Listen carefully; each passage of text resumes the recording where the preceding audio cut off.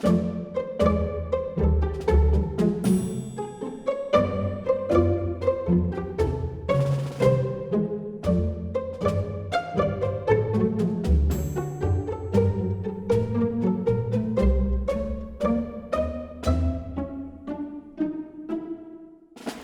dobry, nazywam się Beata Petkiewicz, jestem przewodnikiem inspiracji i poprowadzę dzisiaj Państwa szlakiem Gościu, siądź pod mym liściem.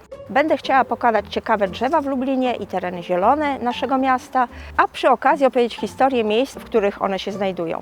W tej chwili jesteśmy na terenie Ogrodu Botanicznego Uniwersytetu Marii Curie-Skłodowskiej, który funkcjonuje od około 50 lat. Jest tu ogromna ilość gatunków drzew i krzewów, w tym 100 drzew ponad stuletnich, a kilka drzew 200-letnich. Jednak historia tego miejsca sięga znacznie dalej, mianowicie cofnijmy się najpierw do wieku XVIII, kiedy to Tadeusz Kościuszko odwiedzał tu swojego stryja, Jana Nepomucena Kościuszko, i pomagał mu troszeczkę w budowaniu tej przestrzeni. Ponieważ był inżynierem wojskowym, zaplanował nasadzenia lip właśnie na tej Alei Lipowej, a także zbudował szańce kościuszkowskie, czyli takie ziemne obwałowania o charakterze wojskowym. W XIX wieku na tym terenie istniało uzdrowisko, ponieważ odnaleziono tutaj źródła bardzo cennych wód mineralnych o dobrym składzie, które de facto przestało funkcjonować w okresie międzywojennym już, a źródła zanikły całkowicie w latach 60. I teraz zaproszę Państwa na dalszy odcinek naszego spaceru.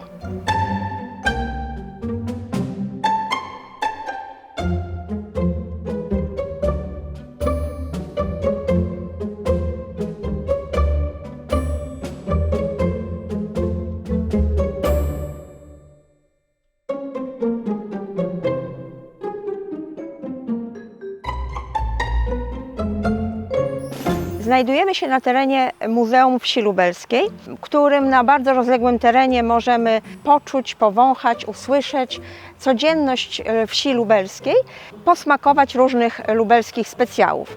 W karczmie, która znajduje się na terenie muzeum. Możemy też skosztować pysznych jabłek, zieloniutkich, takich jak u babci bywały, i zjeść w owej karczmie pierogi, bo Lubelszczyzna pierogami mocna. Nadziewane są przede wszystkim tradycyjnie kaszą gryczaną, białym serem, kaszą jaglaną i soczewicą.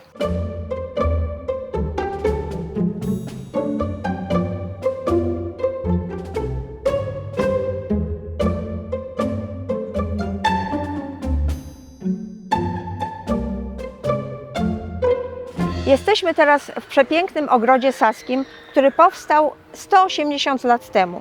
Czego tu nie ma? Dużo równie starych jak park drzew, kasztanowce, buki, lipy, dęby, tulipanowce, ale też ta piękna topola biała, która jest z tyłu za nami, a która była świadkiem niezwykłych tutaj wydarzeń, które działy się nieopodal. Była świadkiem tego, jak w Koszarach Świętokrzyskich zainstalował się nasz najstarszy uniwersytet, Katolicki Uniwersytet Lubelski, który liczy już ponad 100 lat, a był trzecim uniwersytetem w ówczesnej Polsce. Widziała też, jak w pobliskim miasteczku Wieniawa, typowym sztetlu żydowskim, rozwijało się ich życie i jak z początkiem XX wieku miasteczko to zostało włączone w granice miasta Lublina. Natomiast w czasie II wojny światowej, jak Niemcy okrutnie się z nim obeszli i jak przestało istnieć.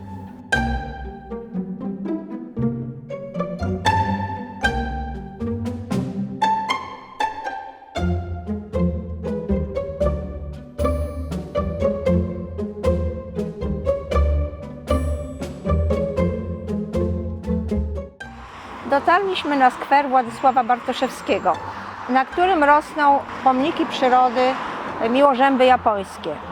Mają one liście, na których kiedyś kochankowie zapisywali listy miłosne, czyli te drzewa są symbolem pamięci, ale także miłości właśnie. I być może są symbolem miłości małżonków pochowanych na cmentarzu, który jest z tyłu za mną, który został stworzony już decyzją z końca XVIII wieku, natomiast pierwsze pochówki pochodzą z 1811 roku. Spoczywają na nim różne wybitne postaci, między innymi pochowany w tym roku jeszcze słynny muzyk Romuald Lipko. Cmentarz ten jest jedynym być może w Polsce cmentarzem ekumenicznym, ponieważ są tu różne sektory wyznaniowe, a małżonkowie różnych wyznań, mimo dzielącego ich muru, spoczywają razem. I tak żony wyznania protestanckiego spoczywają z mężem wyznania rzymskokatolickiego bądź odwrotnie.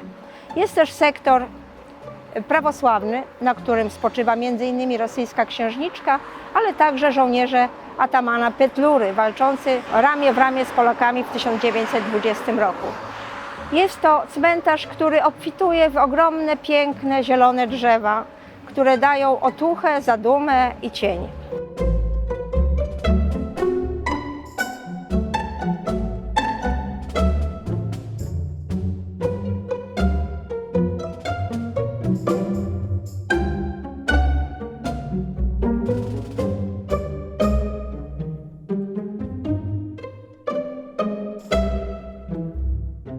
I tak dotarliśmy na plac Jana Kochanowskiego, na którym stoi pomnik wielkiego naszego renesansowego poety.